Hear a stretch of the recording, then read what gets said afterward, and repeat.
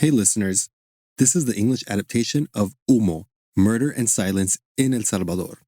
Para español, vuelva al feed y selecciona el título en español.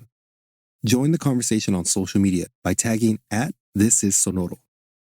Dear listeners, the episode you're about to listen to was recorded on July 11th, 2023. For the latest updates on the cases mentioned throughout the series, stay tuned until the end of the episode for a production note. Thank you for tuning in. The episode you're about to listen to contains descriptions of physical violence and stories of victims of disappearance. Listener discretion is advised.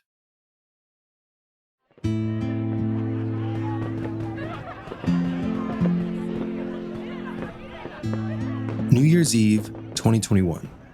I was in DC, but like Christmas Eve, I spent a good part of the evening on the phone talking to family and friends in California and El Salvador. A nice tradition to keep us connected. In San Salvador, it was a cool evening, but all the neighborhood kids were outside, lighting sparklers and shouting with joy. Reporter Bryan Avelar was at a friend's house, celebrating. Many of the partygoers were also journalists. As they swapped stories over food and beer, Bryan looked around gratefully. El periodismo me ha dado muchas cosas, pero cuando elegí ser periodista, nunca pensé que este oficio también me daría una familia. Bryan's close friend, Juan Martinez, was there. Juan, an anthropologist and journalist focused on gangs, was also grateful to have a close network of colleagues like Bryan who shared his outlooks and values.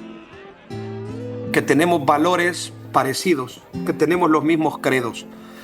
Y es bonito, nos juntamos siempre en un lugar cerca del mar. The kinship between Juan, Bryan, and other journalists is essential to do this kind of work. Covering crime, violence, and corruption, it's not easy. And it was getting more difficult by the day. Siempre la sensación es de llegamos hasta este punto, lo logramos, estamos acá. Vamos a estar acá los mismos y vamos a estar bien el otro fin de año. Probablemente lo decimos porque lo dudamos. As the partygoers sat, they expressed this sense of gratitude to have made it to another year, an uncertainty about what lay ahead.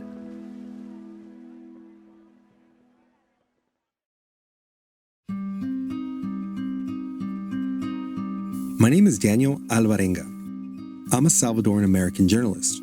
Join me and hear how the discovery of a mass grave in El Salvador uncovered a crisis of violence and corruption, reaching up to the highest levels of government. It's a crisis that I followed from afar, but that ended up touching close to home. For Sonoro Media, in collaboration with Revista Factum, this is Humo, Murder and Silence in El Salvador. Episode 8, The Voices Leaving.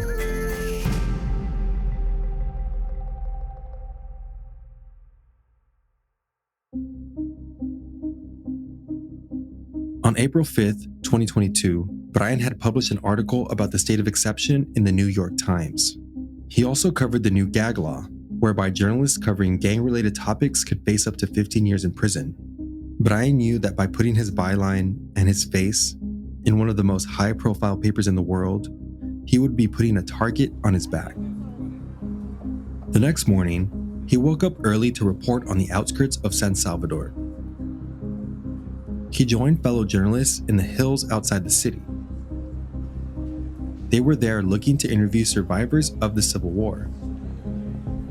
It's a remote area with no internet or phone access. To Bryan, it felt almost like a breather. A break from the avalanche of information he'd received in the days prior. After they wrapped up the interviews, the reporters stopped at a restaurant for some lunch. Midway through, fellow reporter Daniel Valencia turned to Bryan. "Hey, have you already seen what they're saying on Twitter?" Bryan said no. Daniel summarized quickly. "They're saying you're a gang member and you have a brother who's a gang leader." Bryan turned to his own phone. He had hundreds of notifications. Dozens of accounts, including political influencers and pro-Bukele YouTubers, were posting about him, insulting him, saying he was associated with gangs. One video in particular was making the rounds.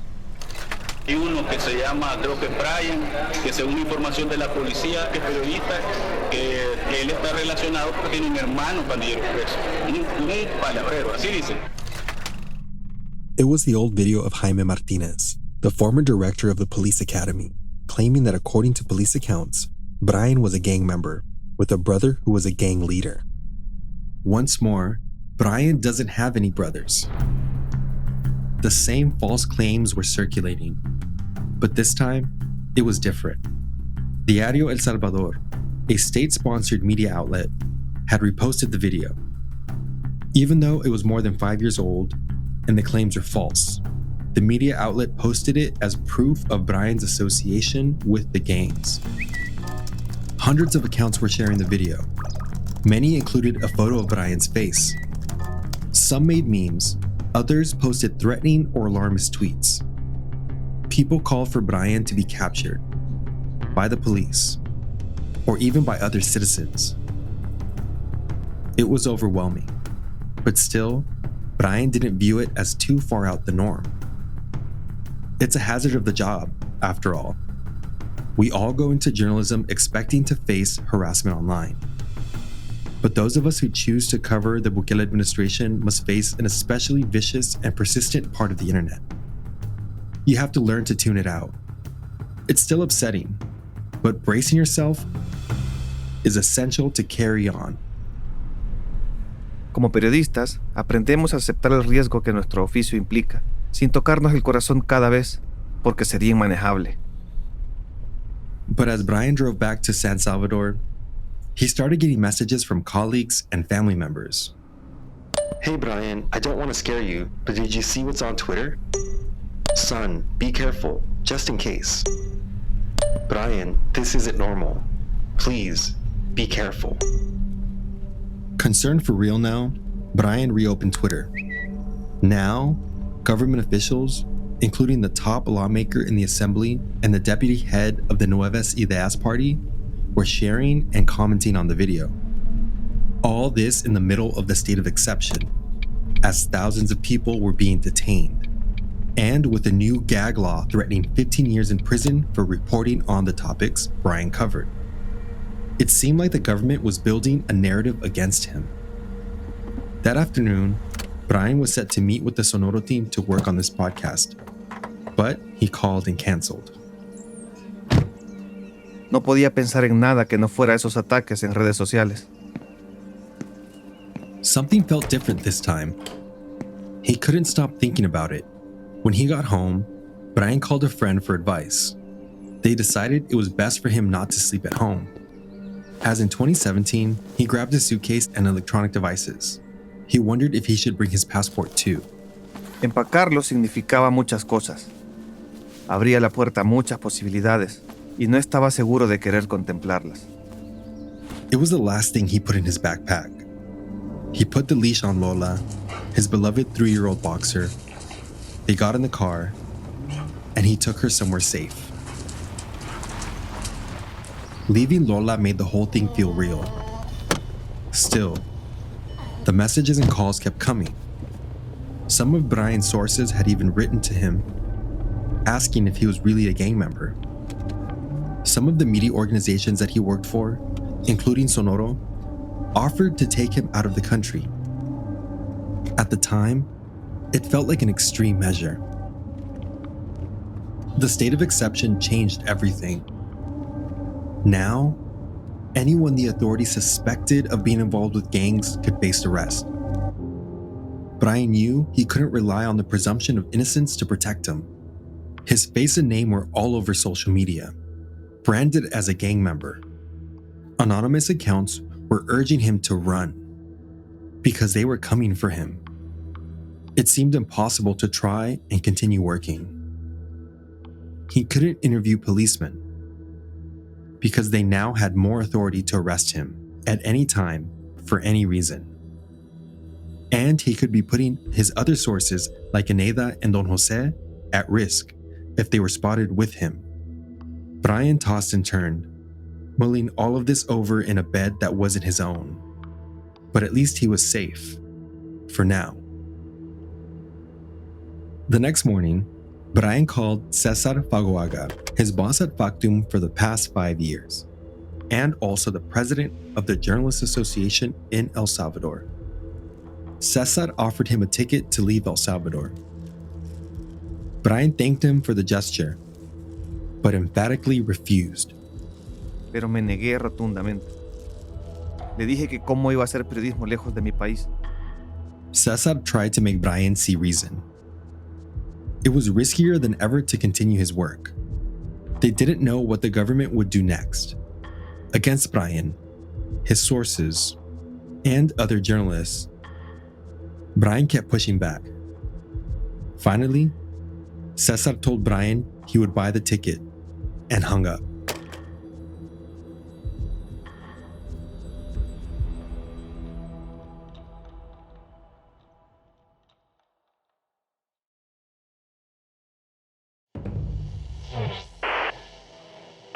Con mucha cautela y en estar seguro, llegué a la... It was 1:04 p.m. Cautiously, Bryan left his safe house and drove to the airport. As he arrived and went through security, he worried he hadn't packed enough. Still, he kept telling himself to stay calm. It would only be a couple of days, weeks at most. By 2 p.m., Bryan was through security and sat waiting to board his flight. He couldn't stop scrolling through Twitter. His stomach hurt, and his hands were sweaty. He was mulling over what to say to his colleagues, how to let them know he was leaving, without scaring them. It wasn't an easy task. He wrote, deleted, and rewrote a message. He edited it once, twice, 3 times. Finally, he hit send on the first message. Hello, I have something to tell you. For my safety, and with the advice of my colleagues and closest friends, I have decided to leave the country for a while. In 5 minutes, I'm going to board a plane. It was 3:32 p.m. now. Bryan was still drafting a second message, still trying to explain why leaving was the best, the only option. Finally, he hit send. I'm going to wait for things to cool down. And also because these false accusations have become so viral that it'll be hard to keep working. So I'm going to leave, to wait, and wait for the waters to calm down. The flight attendant called his section. It was time to board the plane. At 4:19 p.m., he wrote again to his colleagues. The plane doors are closed. We're taking off.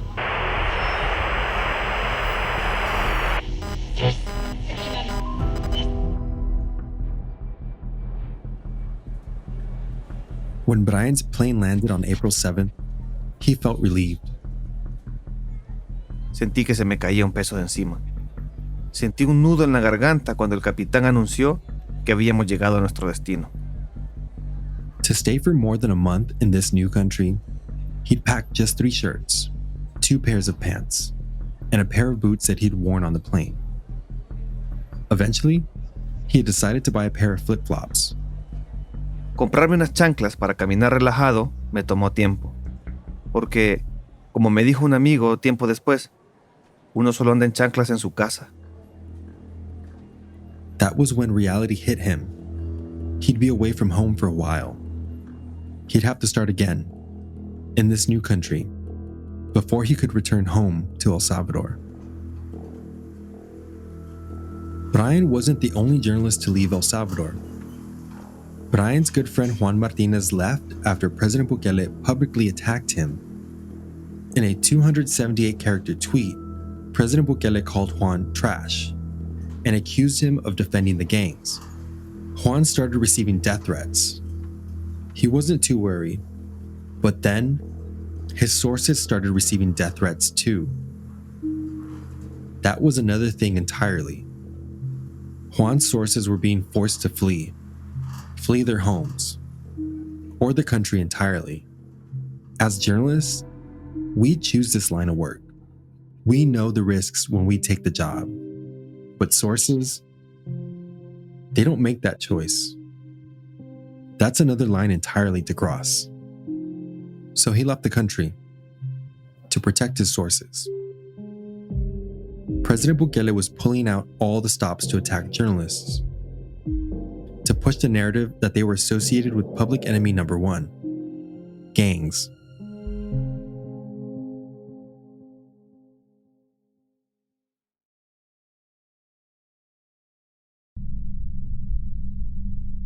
On May 17th, more than a month after Bryan was forced to flee, the newspaper El Faro published a major revelation.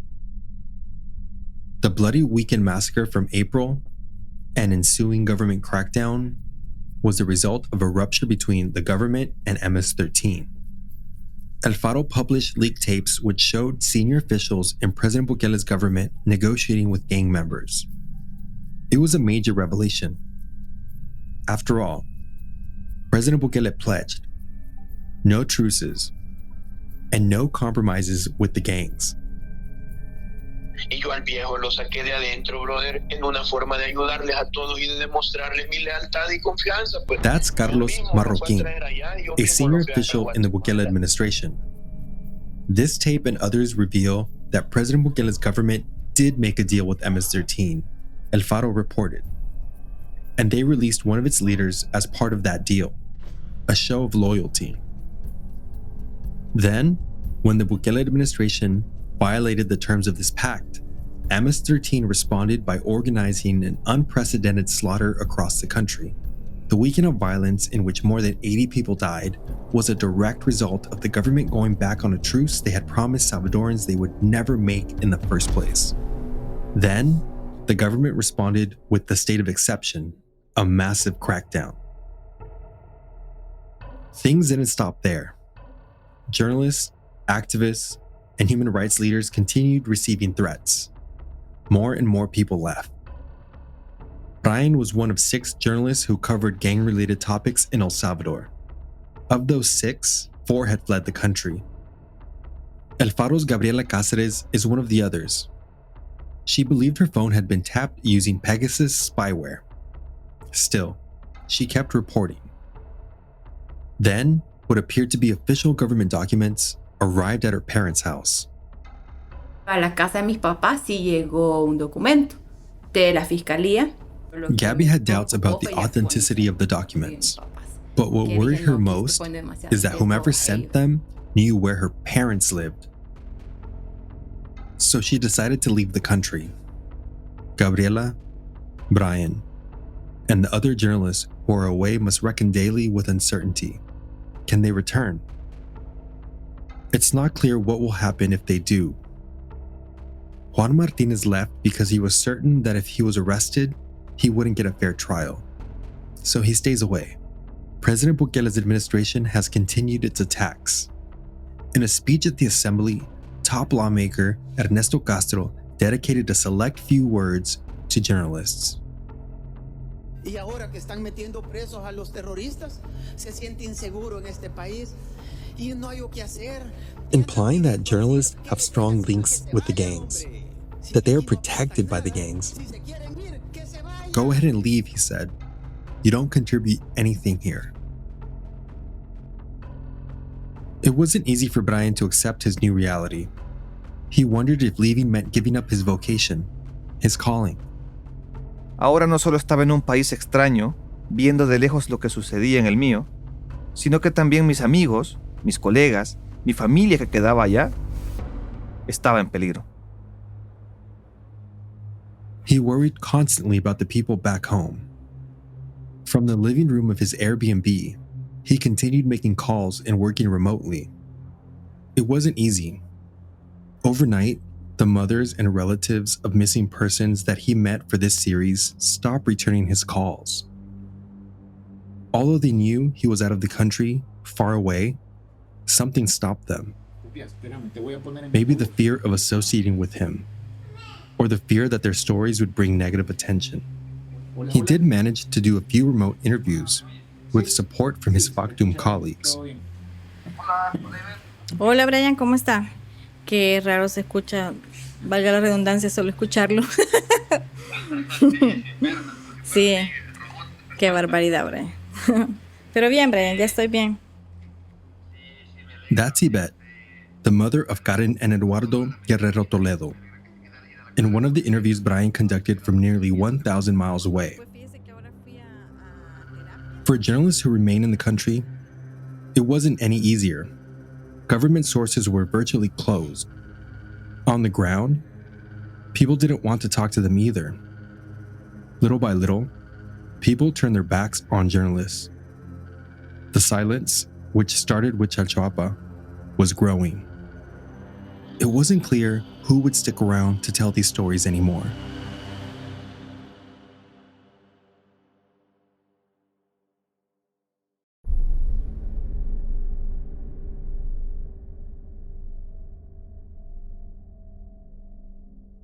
It's been more than 2 years since the government censored Factum's reporting on the mass grave in Chalchuapa. To this day, there have been no updates on the grave. The authorities have declared all information about the case confidential. In June 2022, a little more than a year after the grave was discovered, Hugo Osorio, the former policeman, went to trial for just 2 of the cases. He was charged with the double femicide of Jacqueline and Mirna and was sentenced to 70 years in prison. Factum journalist Fernando Romero tried to cover Osorio's trial, but when he arrived, security forces wouldn't even let him stand outside the building. He had to stand across the street. La indicación era que nos fuéramos a la acera de enfrente del juzgado, al otro lado de la calle. Así de ridículas las juezas, así de ridículo todo el sistema. This was 2022. And at the end of that same year, Osorio was also sentenced to 18 years in prison for the rape of a minor with a disability in 2020. One of the cases I told you about in episode 2 of this series. Meanwhile, there's been no news about the trial for the murder of Alexis, Jacqueline's brother. His family hasn't received any updates. And there's no public information on the status of his case.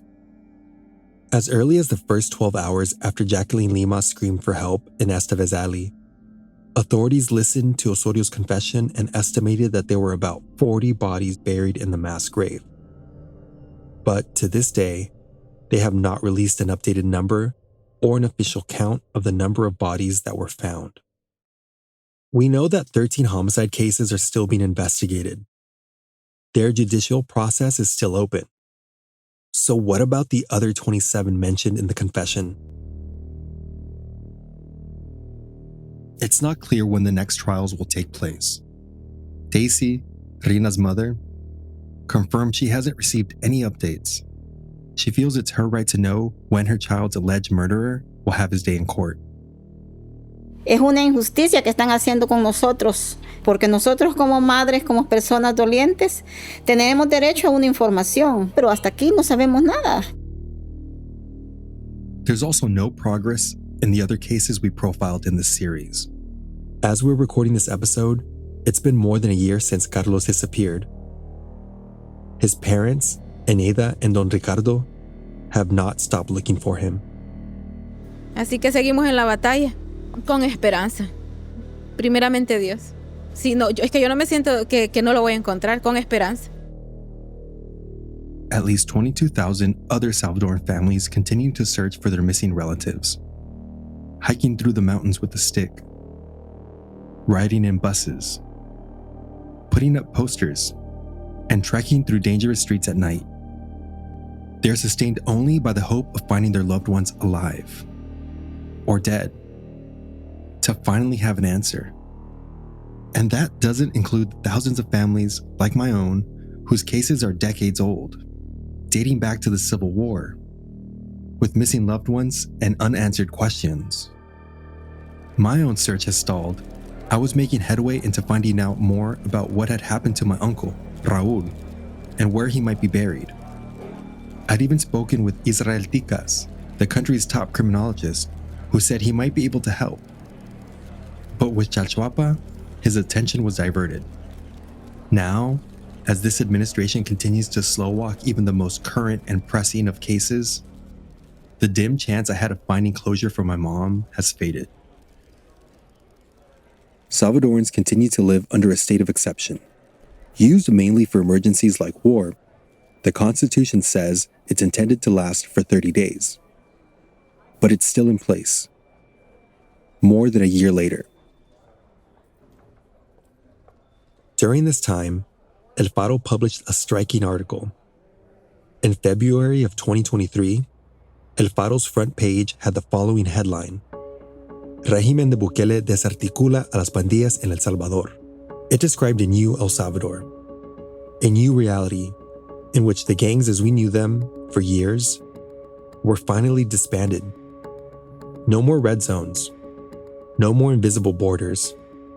The article read, after 10 months of an emergency regime in which constitutional guarantees have been suppressed, the government of President Nayib Bukele has destructured the gangs in El Salvador. El Faro spoke with a veteran gang leader now on the run, visited 14 communities that used to live under gang control across the country, toured the capital's former red zones, and spoke with businessmen, police, NGOs, and opposition politicians. The conclusion is overwhelming. Gangs no longer exist in the way that El Salvador has suffered them. But this new reality can only exist with certain conditions. A state of exception, in which more than 68,000 people, including more than 1,000 minors, have been detained according to official government figures, meaning at least 1 in 100 Salvadorans is now in prison. That's almost 2% of the adult population, making El Salvador the country with the highest rate of prisoners in the world.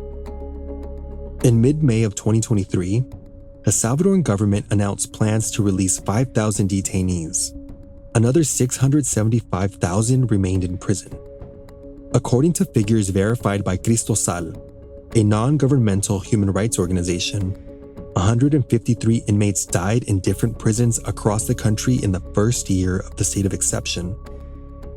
At least 30 of them show signs of torture, per reporting from El Faro.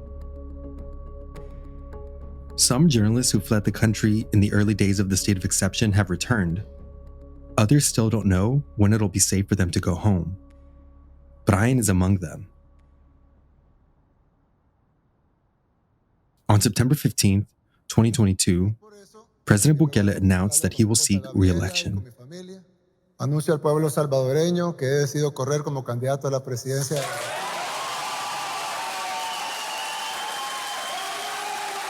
The announcement alone is already a violation of the country's constitution, which prohibits presidents from talking about re-election. But President Bukele has the backing of his hand-selected judges and lawmakers. By design and clever maneuvering, the entire power of the government is in the hands of one man, Nayib Bukele. That night, as Bryan sat watching President Bukele's announcement, he couldn't stop thinking about his work. Por eso nuestro trabajo con los pocos recursos que tenemos es escrutar al poder y sacar esas noticias que ellos no sacan o esas cosas que ellos quieren ocultar. About the role of journalists, as he and so many others had fled, he couldn't help but wonder, who would hold people in power accountable? It's a thought we shared. Bryan isn't just a reliable source for people in El Salvador. For me and other members of the diaspora, independent journalists like Bryan were sometimes our only reliable information about home. But now, Bryan's in another country. From Mexico, he can't cover this latest story, much less that of the missing people, the ones who started this journey. He can't go to the graves to see the families that have arrived with pictures, seeking their missing loved ones. He won't be able to talk to them, as he did with Yvette and Daisy, to chronicle their pain, their stories, to make their voices heard. But of all the interviews, there's one in particular that keeps him up at night. For weeks, he'd been trying to get in touch with Don Julio, the humble, soft-spoken man he interviewed in his car on the side of the road. Every 2 or 3 days, he'd call again, at different times, but he never got through.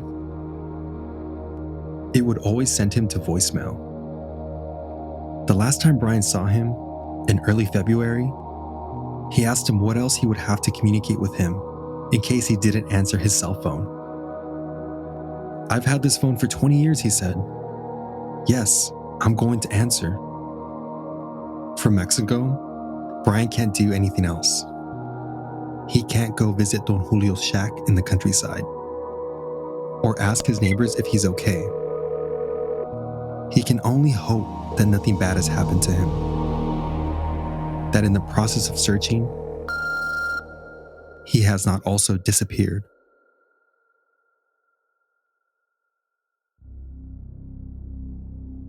Today is Monday, March 4th, 2024. Just over a month away from the day you will be able to listen to this podcast. As of the end of this recording, there are some updates we need to share with you regarding the cases we have mentioned. In August 2023, the authorities revoked Hugo Osorio's status as a protected witness in the Chalchuapa case. As a consequence, his alleged accomplices underwent a new trial. In October 2023, 9 individuals were sentenced for femicides and aggravated homicides of 13 victims that occurred between 2020 and 2021 at the residence of former police officer Hugo Osorio. No further information has been disclosed regarding the remaining victims that Hugo Osorio confessed to killing and burying in his own home. The state of exception remains in force almost 2 years after its initial imposition, resulting in continued infringements of certain individual rights of Salvadorans. On February 4th, 2024, presidential elections were held in El Salvador, with Nayib Bukele as one of the candidates. Bukele declared himself the winner. Lastly, after multiple anomalies in the process, reported by both local and international media, it was announced on February 20th that Bukele's party, Nuevas Ideas, secured a supermajority in the Salvadoran Congress, consolidating power once again in the hands of a single individual.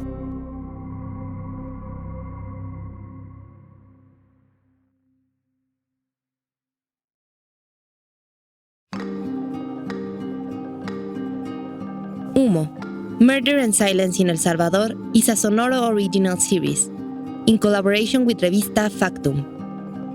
This episode was produced by Fernanda Estrada and Hannah Bottom, with the help of Sara Mota and Angelina Mosher Salazar.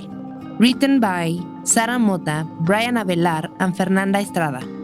Adaptation by Hannah Bottom. Hosted by Daniel Alvarenga. Edited by Rodrigo Crespo and Nick Milanes. The managing editor was Rodrigo Crespo. Reporting by Bryan Avelar, Fernando Romero, and Gerson Nájera. Factum's team coordination and editorial consulting by Horus Villacorta. Fact-checking by Evelyn Uribe. Tape sync by Gerson Nájera and Marvin Ciliesar. Mix and sound design by Fernando Galaviz. Original music by Laura Cruz and Hector Fernández. Executive producers Jasmine Romero, Camila Victoriano, Jerónimo Ávila, and Joshua Weinstein. Thanks to El Faro for archival tape. Special thanks to Italia Cepeda, Janet Aguilar, Juan Martínez, Oscar Martínez, Mario Gómez, Carlos Acevedo, Zaira Navas, Arnau Baulenas, Leonor Arteaga, Javier Corrales, Juan Papier, Summer Harlow, and Mariana Coronel. And thank you to all the people who shared their stories with us.